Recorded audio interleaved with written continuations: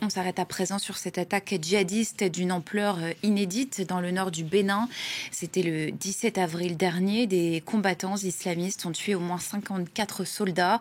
L'assaut s'est produit dans le département de l'Alibori, à la frontière avec le Burkina, le Niger et le Nigeria, une région de plus en plus ciblée ces derniers mois. On en parle avec vous. Mohamed Amara, bonsoir. Vous êtes sociologue, auteur du livre Marchand d'angoisse, le Mali tel qu'il est, tel qu'il pourrait être. C'est aux éditions Grand Vaux, la région du Sahel qui est donc toujours considérée comme l'épicentre du terrorisme aujourd'hui, avec plus de la moitié des décès dans le monde en 2024 selon l'indice mondial du terrorisme publié en mars dernier. Pourquoi ce territoire du nord du Bénin est-il à ce point contaminé par la menace djihadiste ces derniers mois ? Oui, bonjour madame. Ce territoire est contaminé du simple fait que c'est une zone frontalière de ce qu'on appelle le Liptako-Gourma, c'est-à-dire la zone des trois frontières, le Niger, le Burkina et le Mali, sachant que bon, il n'y a pas de frontière entre le Bénin et le Mali, mais c'est plutôt entre le Niger et le Burkina et le Bénin. Et donc, il y a eu des incursions depuis un certain temps, des groupes narcoterroristes, je les appelle ainsi, notamment l'État islamique au Sahara, qui tente d'élargir son territoire au-delà du Niger et du Bénin. Donc, c'est pas la première fois. Donc, c'était prévisible, ces attaques, on va dire, sanguinaires, où des militaires sont tués comme des pauvres gens, malheureusement. Mais là, c'est pas l'État islamique, en tout cas, qui est en cause, c'est le groupe Jamaat Nusrat Non. al-Islam ou Oui. al-Muslimin, le JNIM, qui a revendiqué cette attaque. Justement, pour revenir sur la situation géographique du Bénin dont vous parliez, est-ce qu'on peut dire que le pays est devenu une nouvelle frontière pour l'expansion djihadiste vers le golfe de Guinée ? Bien sûr, enfin, pour moi, ce n'est même pas une frontière, c'est une expansion des groupes narcoterroristes. Qu'il s'agisse du JNIM, c'est-à-dire Al-Qaïda au Maghreb islamique ou de l'EIS, vous savez, ils sont tous des groupes narcoterroristes qui se battent effectivement entre eux pour s'imposer sur les territoires en massacrant les populations, mais aussi l'administration, etc. Mais c'est une façon encore d'élargir sa zone d'intervention, malheureusement, qui va certainement au-delà du Bénin.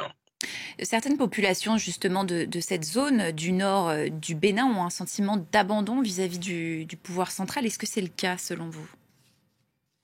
Alors moi, je vais utiliser un autre terme, sentiment d'abandon, c'est un peu fort, c'est plutôt un sentiment d'appartenance qui a toujours existé entre les centres urbains et les périphéries, lié aussi à ce pouvoir qui est un héritage, on va dire, de l'ancien colonisateur, c'est-à-dire un pouvoir jacobin où les centres sont développés au détriment des zones rurales. Et donc, il y a un sentiment d'appartenance qui n'a pas été tout à fait construit pour qu'on ait des États-nations au sens où tout le monde se sent appartenir à la même nation, au même État.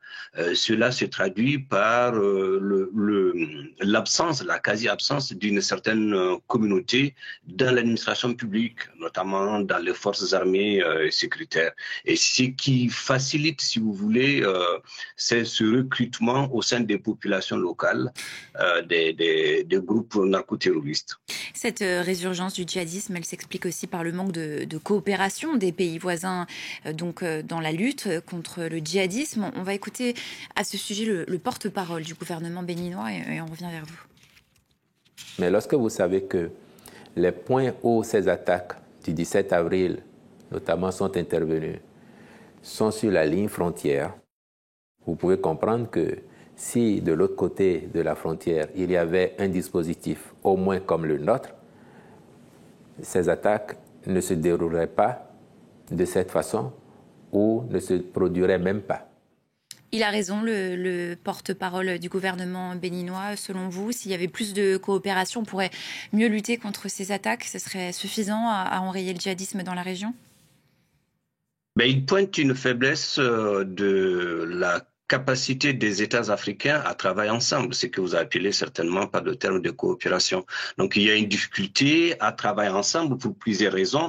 Vous voyez, il y a le fait que ces trois États qui s'appellent désormais l'AES, la Confédération des États du Sahel, qui ont quitté donc la CEDEAO, dont le Bénin fait encore partie. Le Burkina Faso, le Niger et le Mali, oui.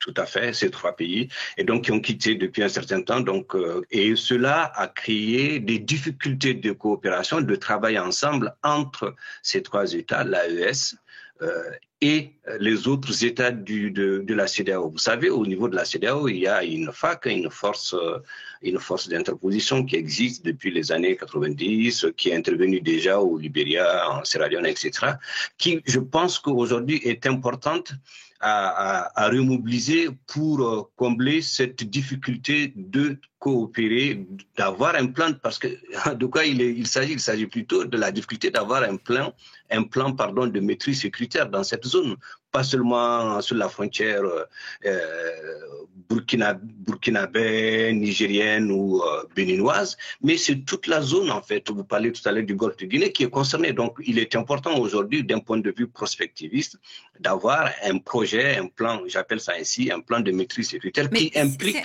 l'ensemble des... Ce serait entre les mains de qui justement ce projet? Parce que justement la région a du mal à parler d'une seule voix. Oui, c'est parce qu'elle est divisée. Elle est divisée avec ces fractures dont on vient de parler. Mais vous savez, il y a l'Union africaine. Hein. Elle sert aussi à ça. Elle a été créée en 1960. C'est pour aussi réunir les forces, c'est faire en sorte que l'Afrique parle d'une seule même voix. Et je conviendrai volontiers avec vous qu'aujourd'hui, ce n'est pas tout à fait le cas, mais c'est le rôle de l'Union africaine de faire converger ces différentes forces pour lutter contre un phénomène qui dépasse le simple cadre d'un seul pays. C'est quelque chose d'assez transnation qui mérite d'être pris à bras le corps et qui va même au niveau des Nations Unies, si vous voulez. C'est donc le groupe Jamaat Nusrat al-Islam wal-Muslimin, ou JNIM, qui a revendiqué cette attaque meurtrière du 17 avril dernier dans le nord du Bénin. Vous le disiez, c'est un groupe terroriste affilié à Al-Qaïda. C'est aujourd'hui le groupe le plus influent dans le territoire. Vous savez, c'est très difficile de les qualifier, ces groupes, du manque d'informations claires et nettes sur eux. Aujourd'hui, on sait très bien que le JNIM, enfin, moi j'ai dit AQMI, Al-Qaïda au Maghreb islamique, pour faire simple, parce qu'il y a des succursales un peu partout au point qu'on risque de se perdre. Donc, pour la facilité de la compréhension, j'ai dit AQMI. Donc, AQMI a effectivement une zone d'intervention qui va du nord du Mali, d'une partie du nord du Mali jusqu'au Burkina, mais les groupes les plus influents à la frontière nigérienne, malienne et burkinabé, ce qu'on appelle la zone des trois frontières, le Liptako-Gourma, c'est l'US, l'État islamique au Sahara. Donc, de part et d'autre, ils se font la guerre pour la maîtrise des territoires qu'ils récupèrent, pour imposer leur ligne de conduite, leur façon de voir le monde. Donc, pour répondre très clairement à votre question, ils se sont installés et quand je dis qu'ils sont installés, cela veut dire qu'il y a des mariages, qu'ils remplacent l'État où l'État n'existe pas et ils imposent leur mode de pensée et de vue sur les populations locales. Donc, ils sont tous influents aujourd'hui d'un point de vue... arithmétiquement, c'est très difficile de les compter parce qu'ils se renouvellent sans cesse, ces groupes, du fait de la faiblesse aussi des institutions étatiques. Moi